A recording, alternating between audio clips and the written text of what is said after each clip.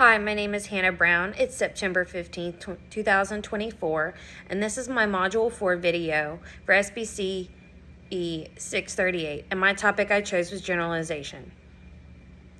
According to the BCBA task list, Behavior Change Procedures section, it mentions that we should design and evaluate procedures to promote stimulus and response generalization. I feel that this topic is important because we should not only teach tools to our clients, but generalize it in a way that they can go out into the world and use them. I reviewed 3 articles related to generalization: Mediated Generalization and Stimulus Equivalence by Elfinson and Artson, Teaching Joint Attention, Assessing Generalization and Maintenance of Effects Using Multiple Exemplar Training by Fredericks and his Associates, as well as Generalization of Skills Acquired in Language for Learning by Children with Autism Spectrum Disorder by Wolf, Blankenship, and Rispoli. In the first article, it discusses generalization as well as its history and the stimulus equivalence beginning in the 1930s. The article describes mediated generalization as a change in responding due to learning history. The article goes into much detail about publication trends, associated procedures, as well as research traditions and how they've changed through the years. It highlights the need to give it a more accurate description of mediated generalization, as well as the relationship between mediated generalization and research on stimulus equivalence.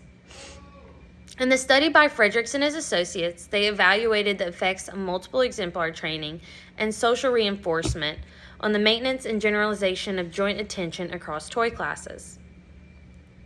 Fredericks and his associates discussed that challenges to maintenance and generalization of joint attention include lack of transfer of stimulus control outside the training setting, or a limited effectiveness of social interaction functioning as the naturally occurring reinforcer in generalized settings. To maintain joint attention in typically developing peers, a reinforcer is the social interaction as well as the attention. Therefore, they use social reinforcement during the trainings to contribute to a greater chance of generalization following the trainings. Using social reinforcement, they taught gaze shifting and commenting. After this were probes of untrained stimuli both within and across toy classes, such as kinetic toys and visual toys. Multiple or exemplar training was utilized to increase generalization and proved to do so both within toy classes as well as across toy classes. Following this showed joint attention within range of their typically developing peers. Follow-up probes showed maintenance of these skills as well as generalization of the acquired skills to a class of untrained stimuli. In reviewing the article by Wolf, Blankenship, and Rispoli, I learned about a curriculum which can possibly aid in generalized learning outcomes.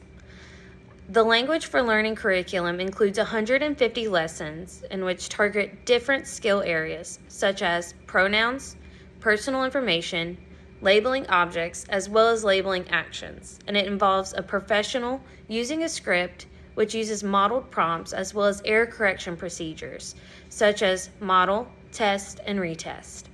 The results determined that Language for Learning curriculum did generalize to novel people and somewhat novel stimuli.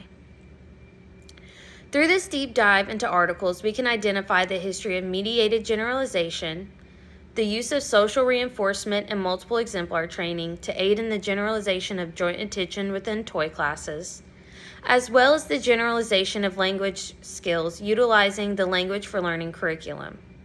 This concludes my video. Thank you for your time, and please leave comments for questions.